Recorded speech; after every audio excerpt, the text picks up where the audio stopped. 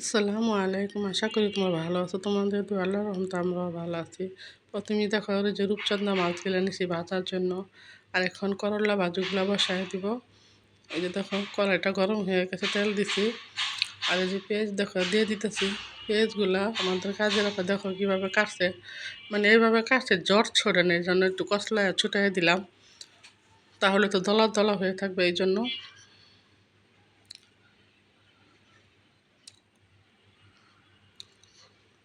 পেঁয়াজগুলো একটু ভেজে তারপরে ইগুলা দিয়ে দিব, করলাগুলা। আর করলাগুলা পুরো তোমরা কীভাবে রান্না করে খাইবা যাতে তিতা না লাগে, প্রথমে আর কি লবণ দিয়ে ভালো করে কষলে তিতো পানিগুলো ফেলে দিবা। তারপরে এইভাবে পরিষ্কার করে ধুয়ে এই করলা ভাজি করবা, দেখবা অনেক তিতা লাগে না, ভালোই লাগে এভাবে। আমরা আপুরা এইভাবে এরকমই করি, ভালো করে চটকায় তিতা পানিগুলো ফেলে দিয়ে তারপরে করলাগুলা ভাজি করি। এই যে দেখো খুরচুন দিয়ে খুচাইয়া তারপরে জটগুনা ছুটাতে লাগছে। এই যে দেখো করলাগুলা দিয়ে দিলাম, এখন ভালো করে ধুয়ে।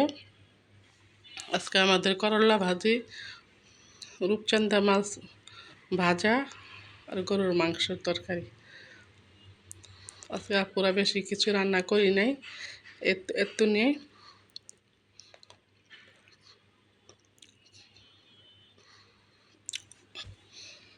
কারণ সবসময় ভালো শেয়ার করব, খারাপ শেয়ার করব না, খারাপ শেয়ার করব, ভালো শেয়ার করব না। আল্লাহ ইউটিউবে যখন আসছে পুরো সবই তোমাদের দেখাইতে হবে, ভালো দেখাইতে হবে, বুড়াও দেখাইতে হবে।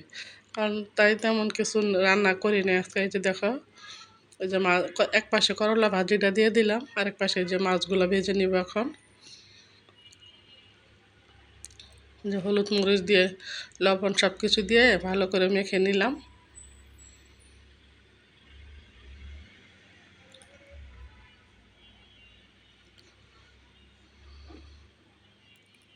এই যে মনে করো তেলটা গরম হয়ে গেছে, এখন মাছগুলো দিয়ে দিবে। আর এই যে এই পাশে করলা ভাজিটা বসাই দিছি আপুরা। করলা ভাজি আমি যেভাবে বললাম আপুরা এইভাবে করলা ভাজি করে দেখো, এত ভালো লাগে। করলা ভাজি দিয়ে এক প্লেট ভাত খেয়ে ফেলাইবা। দেখো মাছগুলা দিয়ে দিতেছি।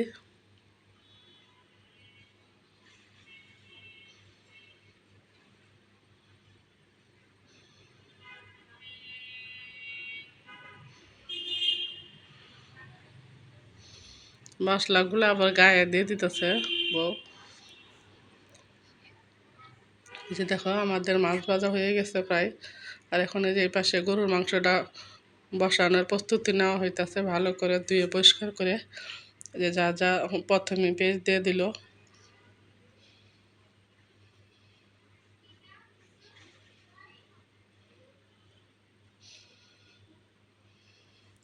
বউকে বললাম বেশি করে পেঁয়াজ দাও, বেশি করে পেঁয়াজ না দিলে মাংসের তরকারি আঠা পিঠা হয় না।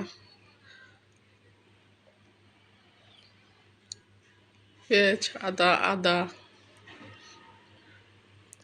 লবণ।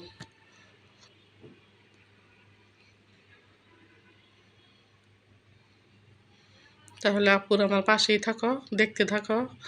আর আমাদের চ্যানেলটা ব্লগটা যদি আজকে ভালো লাগে আপুরা আমাকে একটা লাইক, কমেন্টস, বেশি বেশি সাবস্ক্রাইবার করে দিবা প্লিজ। আপুরা তোমরা তো সাবস্ক্রাইবার করো না। এই যে দেখো এত কষ্ট করে ভিডিওগুলো ছাড়ি, তোমরা একটা সাবস্ক্রাইবার করো না। এই যে দেখো ছেলের বউ রান্নাটা বসায় দিতেছে, গরুর মাংসের তরকারি। তোমরা কে কে এইভাবে রান্না করে খাও?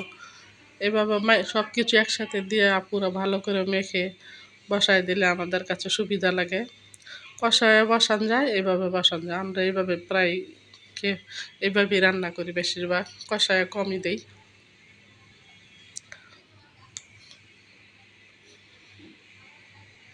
হলুদের পানিগুলো দিয়ে দিতে লেগেছিলাম, ওকে বললাম বলে সব কিছু একসাথে ভালো করে মেখে নাও, ভালো করে মেখে তারপরে তেল দিয়ে ভালো করে সব একসাথে মাখো। তাহলে আজকের মতো এই পর্যন্তই। আল্লাহ হাফেজ।